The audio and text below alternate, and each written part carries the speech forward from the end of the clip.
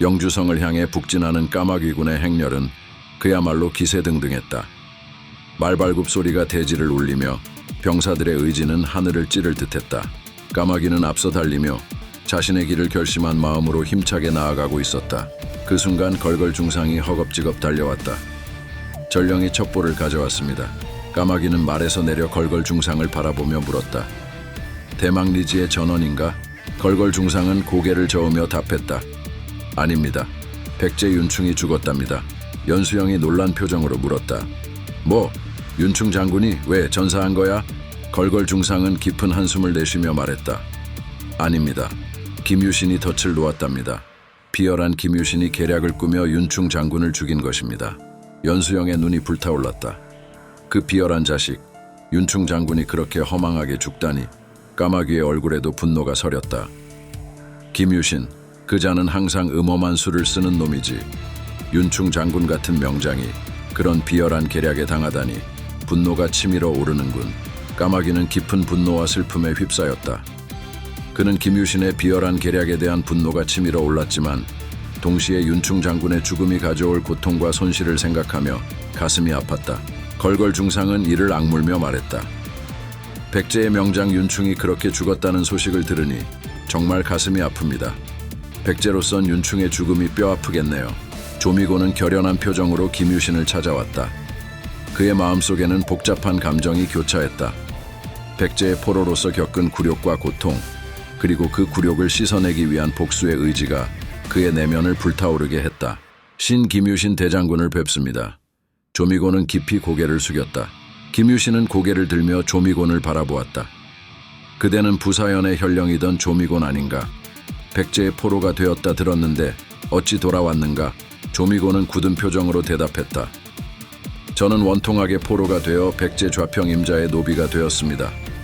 그 후 열심히 임자를 섬겨 총애를 받아 자유를 얻어 김유신 장군님에게 백제 상황을 알려드리기 위해 탈출하였나이다. 김유신의 눈이 반짝였다. 과연 그대야말로 충신이네. 어떤가? 다시 백제로 돌아가 좌평 임자에게 내 서신 한 장을 전달해 줄 수 있겠나? 내 큰 상과 벼슬을 내리겠네. 조미고는 잠시 망설였지만 그의 내면에는 복수의 불길이 타오르고 있었다. 알겠습니다. 백제로 숨어 들어가 임제에게 서신을 반드시 전달하겠습니다. 김유신 대장군님. 김유신은 조미곤의 결의를 확인하고 미소를 지었다. 그의 미소는 음흉하고 잔인했다. 그는 조미곤을 이용하여 자신의 계획을 실행에 옮기려 했다. 좋다. 그대가 성공하면 그대의 충성을 높이사 큰 상을 내리겠다. 조미곤은 고개를 숙이며 답했다. 감사합니다, 대장군님. 김유신은 서신을 조미곤에게 건네며 말했다. 이 서신을 임제에게 전달하라. 백제 내부의 혼란을 일으킬 중요한 정보가 담겨 있다. 임자가 이를 알면 우리에게 유리한 상황이 될 것이다. 조미곤은 서신을 받아들고 굳은 결의를 다졌다. 그의 내면은 복잡했다. 백제를 배신하는 행위가 마음에 걸렸지만 그보다 더 큰 것은 자신의 명예와 복수였다. 그는 김유신의 음흉한 미소를 보며 자신이 이제 어떤 길을 가야 하는지 확실히 깨달았다. 김유신의 내면에는 냉혹한 전략가의 모습이 자리하고 있었다. 그는 조미곤을 이용하여 백제를 혼란에 빠뜨리고 자신의 이익을 극대화하려 했다. 그의 마음속에는 오직 승리와 권력만이 자리 잡고 있었다. 그는 자신의 음모가 성공할 것이라고 확신하며 조미곤을 바라보았다. 조미곤은 김유신의 음모를 실행에 옮기기 위해 떠나면서 그의 내면에는 복수와 명예에 대한 갈망이 끌어올랐다. 그는 자신이 해야 할 일을 명확히 알고 있었고 이를 위해 모든 것을 걸기로 결심했다. 김유신은 조미곤이 떠나는 모습을 보며 음흉한 미소를 지었다. 그의 마음속에는 조미곤을 이용하여 백제를 무너뜨릴 수 있다는 자신감이 가득했다. 임자는 깊은 생각에 잠겨 있었다. 김유신의 서신은 그의 마음을 뒤흔들었다. 백제와 신라가 전쟁을 멈추지 않으면 필시 한나라는 망할 것이라는 김유신의 예언은 뼈아팠다. 임자는 조미곤을 불렀다. 조미곤. 임자가 은밀하게 물었다. 김유신 장군이 내게 이 서찰을 보낸 것이 확실한 것이냐? 조미곤은 초롱초롱한 눈으로 답했다. 네, 임자님. 김유신 장군님께서는 국가는 꽃과 같고 인생은 나비와 같다고 말씀하셨습니다. 이 꽃이 지면 저 꽃이 피리니 한 나비가 꽃을 옮겨다니며 항상 봄처럼 살 수 있다 하셨습니다. 절개를 지키고 부귀를 버릴 필요가 있겠습니까? 임자는 잠시 생각에 잠겼다. 김유신은 믿을 수 있는 자인가? 소인은 하늘 아래 김유신 같은 올곧은 사람을 본 적이 없습니다. 조미곤이 확신에 찬 목소리로 말했다. 임자는 한참을 생각하다가 고개를 끄덕였다. 알겠다. 다시 신라로 가서 김유신의 진위를 확인해라. 조미곤은 신라로 떠났다. 김유신을 만난 그는 임자의 의도를 전하며 그의 충성심을 다시 한번 확인했다. 김유신은 조미곤에게 새로운 계획을 전했다. 임자님께 전해주시오. 김유신이 말했다. 미래의 화복과 국가 운명을 예견할 수 있는 무녀 금화를 보내드리니 그녀를 의자왕 곁에 두시기 바랍니다. 그녀의 예언과 조언은 우리 두 나라의 운명을 바꿀 것입니다. 조미곤은 백제로 돌아와 김유신의 전가를 전했다. 임자는 깊은 생각에 잠겼다. 김유신의 제안을 받아들여 금화를 의자왕에게 보낸다면 그가 진정으로 신라와의 연합을 원하고 있다는 증거가 될 것이다. 이 기회를 놓쳐서는 안 된다. 며칠 뒤 무녀 금화가 백제에 도착했다. 그녀는 아름다운 외모와 신비로운 분위기로 의자왕의 관심을 끌었다. 금화가 예언했다. 그대의 역량은 곧 신라를 멸하고 고구려를 넘어 대륙으로 나아가실 운명이십니다. 의자왕은 금화의 달콤한 말에 기분이 좋아지는 것은 어쩔 수 없었다. 대륙으로 나아가다니. 의자왕이 말했다. 그것이 정말 가능한 일인가? 금화는 미소를 지으며 고개를 끄덕였다. 예, 폐하. 폐하께서는 위대한 왕이십니다. 폐하의 이름은 천하에 널리 알려지고 백제는 그 위용을 뽐내게 될 것입니다. 신라와의 연합은 그 첫걸음일 뿐입니다. 의자왕은 금화를 신뢰하며 그녀를 곁에 두고 모든 중요한 결정을 상의했다. 금화는 점점 더 많은 권력을 얻게 되었고 백제의 신하들은 그녀에게 의존하게 되었다. 그러나 금화의 진짜 목적은 백제의 충신들을 제거하는 것이었다. 의자왕은 금화를 신뢰하며 그녀를 곁에 두고 모든 중요한 결정을 상의했다. 금화는 점점 더 많은 권력을 얻게 되었고 백제의 신하들은 그녀에게 의존하게 되었다. 김유신은 자신의 서신을 다시 한번 되새기며 웃었다. 국가는 꽃과 같고 인생은 나비와 같다. 이제 이 나비는 신라의 꽃 위에서 영원히 춤출 것이다. 조미곤은 김유신에게 고개를 숙이며 말했다. 장군님, 당신의 계략은 정말로 훌륭했습니다. 이제 백제는 더 이상 우리의 적수가 아닙니다. 김유신은 만족스럽게 미소 지으며 말했다. 조미곤, 자네의 도움이 컸네. 이제 우리 신라는 더욱 강해질 것이고 영원한 번영을 누릴 것이다. 금화는 아름다운 외모와 신비로운 분위기로 의자왕의 마음을 사로잡았다. 어느 날 의자왕은 금화와 동침하던 중 기륭을 점쳐보라 명령했다. 금화는 눈을 감고 한참을 생각하다가 대답했다. 만일 백제가 충신 형제를 죽이지 않으면 목전에 망국의 화가 있을 것이고 그들을 죽이면 천만세 영원히 국가의 복을 누릴 것입니다. 의자왕은 놀라며 물었다. 충신을 쓰면 나라가 흥하고 충신을 죽이면 나라가 망한다는 것이 고금의 이치이거늘 충신 형제를 죽여야 백제의 국운이 영원하다는 것은 무슨 말이냐? 금화는 차분하게 대답했다. 말로는 충신이지만 실제로는 충신이 아니기 때문입니다. 의자왕은 의아해하며 물었다. 그 충신이 누구를 말하는 것이냐? 금화는 여전히 눈을 감은 채 대답했다. 신은 하늘의 뜻을 말하는지라 누군지는 모릅니다. 의자왕은 의심스러운 표정으로 말했다.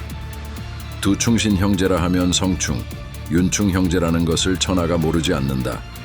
그들과 함께 다시 부흥한 백제이기에 말도 안 된다. 다시는 나에게 그런 말을 하지 말거라. 어느 날 의자왕은 임자와 술을 마시며 별뜻 없이 물었다. 그대는 성충을 어찌 생각하는가? 임자는 조심스럽게 대답했다. 성충은 재주와 지략이 세상에서 매우 특출합니다. 전쟁의 승패를 예측하면 100에 한 번도 실수가 없습니다. 또 남의 마음을 잘 헤아리고 말솜씨도 있어 이웃나라 사신으로 가면 어명을 욕되게 하지 않을 사람이니 천하에 매우 특별한 인재입니다. 그러나 재주가 특별한 만큼 그를 다루기도 쉽지 않습니다.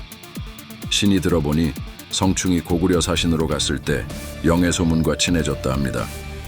그래서 영해소문에게 고구려에 공이 있고 백제에 제가 있으니 우리 두 사람이 힘을 합치면 천하에 무슨 일을 못하겠습니까? 라고 하면서 스스로를 백제의 영해소문이라 칭했다고 합니다. 영해소문은 성충에게 나는 공이 아직 대권을 잡지 못한 것이 한스럽다라며 성충을 매우 후대하였다 합니다. 성충이 이처럼 불충한 마음으로 이웃나라의 강력한 대신과 친밀한 데다 동생 윤충 같은 명장도 있으니 신은 만세 후에는 백제가 대왕 자손이 아니라 성충 윤충 백제가 되지 않을까 걱정입니다. 의자왕은 눈살을 찌푸리며 말했다.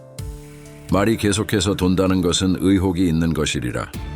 윤충의 강남 정벌 계획을 중단시키고 그를 불러다 옥에 가두라. 금화는 의자왕의 신임을 얻어 그의 곁에서 더욱 큰 권력을 휘둘렀다. 그녀는 의자왕의 허영심과 질투심을 자극하기 위해 교묘한 계략을 세웠다. 어느 날 금화는 의자왕에게 다가가 조용히 말했다. 폐하, 성충과 윤충 형제가 백제의 국운을 위협하고 있다는 소문이 돌고 있습니다. 그들이 폐하를 배신할 마음을 품고 있다는 것이지요. 의자왕은 놀라며 물었다. 그대는 그 소문이 사실이라고 믿는가? 금화는 고개를 끄덕였다. 예, 폐하. 그들이 고구려와 내통하고 있다는 증거도 있습니다. 폐하께서는 백제의 미래를 위해 그들을 제거하셔야 합니다. 의자왕은 망설이며 말했다. 그러나 성충과 윤충은 백제의 충신이다.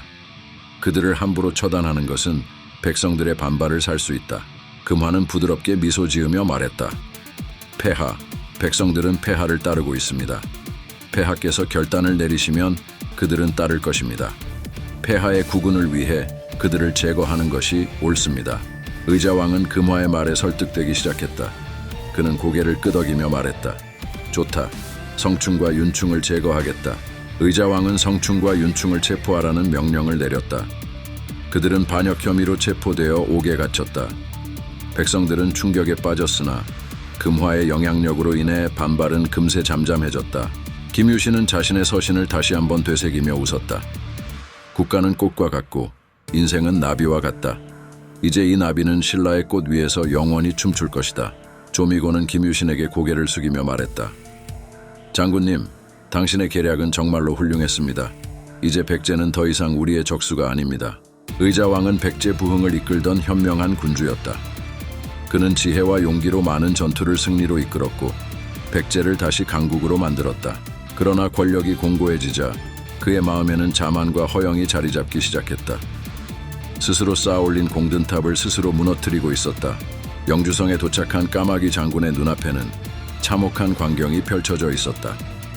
성은 불에 타 엉망이었고 곳곳에 전투의 흔적이 남아 있었다. 그의 부하들이 긴장된 얼굴로 주변을 경계하는 가운데 성 안에는 1000여 명의 고구려 군사들이 대기하고 있었다. 까마귀는 마음속 깊은 곳에서 불안과 두려움이 피어오르는 것을 느꼈다. 고중리가 까마귀에게 다가와 인사를 건넸다. 안녕하십니까 까마귀 장군님, 연수영 대인님. 까마귀는 억지로 환히 웃으며 답했다. 언제부터 기다리신 겁니까? 설마 절 잡으러 오신 건 아니시죠? 고중리는 웃으며 말했다. 하하하, 농입니까? 제가 무슨 제주로 천하의 용장 연도금류 까마귀 장군을 잡습니까? 인사차 왔을 뿐입니다. 연수영은 고중리를 보자마자 말머리를 돌려 다른 곳으로 가버렸다. 그의 행동은 까마귀에게 경고를 보내는 듯했다. 불안감은 점점 커졌다. 그럼 안으로 들어가시지요. 까마귀가 말했다. 고중리는 고개를 끄덕이며 답했다. 네, 장군. 영주성의 주실 안에서 고중리와 까마귀는 마주 앉았다. 까마귀는 고중리의 방문 목적을 파악하려 애썼다. 까마귀가 조심스럽게 물었다. 대망리지께서 보내셨습니까? 고중리는 고개를 끄덕였다. 그렇지요. 까마귀는 잠시 침묵을 지키다가 다시 물었다. 양만춘 장군에 대해 물어보아도 됩니까? 고중리는 표정을 굳히며 대답했다. 드릴 말씀이 없습니다. 대망리께서는 후계를 걱정하십니다. 까마귀는 놀란 표정을 지으며 되물었다. 후계라니요? 대망리지께서 정정하신데 무슨 뜻입니까? 고중리는 깊은 한숨을 쉬며 말했다. 장군은 연남생 남건 남산대인을 어찌 생각하십니까? 까마귀는 잠시 생각에 잠겼다. 대망리지의 아들이자 후계자 아닙니까? 고중리는 고개를 저으며 말했다. 대망리지는 자식들을 부족하다 생각하십니다. 까마귀는 멍한 표정으로 말했다. 잘 모르겠습니다. 고중리는 조용히 말했다. 대망리지 사후에 자식들이 원만하게 지위와 권력을 이어받을 수 있을지 걱정이란 뜻입니다. 자식들이 어리석으니 아비된 마음으로 경쟁자를 의심한다는 뜻이죠. 까마귀는 충격에 빠진 얼굴로 물었다. 설마 정령 소장도 의심하는 겁니까? 소장은 그저 작은 대인을 지키기 위함입니다. 고중리는 조용히 고개를 끄덕였다. 알고 있습니다. 대망리지께서는 장군을 필요로 하시고 믿으십니다. 허나 완전히 신뢰를 하지도 못하십니다. 까마귀는 답답한 표정으로 물었다. 왜요? 어찌해야 합니까? 소장은 대망리지께 지금껏 충성을 다했습니다. 단지 작은 대인을 연모한 죄뿐입니다. 그것이 그리도 죽을 죄입니까? 고중리는 까마귀를 지그시 바라보며 말했다. 장군도 대망리지를 의심하고 계시지 않으십니까? 까마귀는 말문이 막혔다. 고중리는 이어서 말했다. 장군께서 유주에 남는 것을 대망리지께서 왜 허락하셨겠습니까? 장군이 유주에서 영주로 이동하시는데 고구려군의 제지를 받으셨습니까? 고건무의 목을 치는 순간부터 지금까지 대망리지는 그 누구도 믿지 못하실 뿐입니다. 대망리지를 그리도 이해 못하시겠습니까? 대인, 구독과 좋아요 부탁드리겠습니다. 소인, 목숨을 바치겠습니다.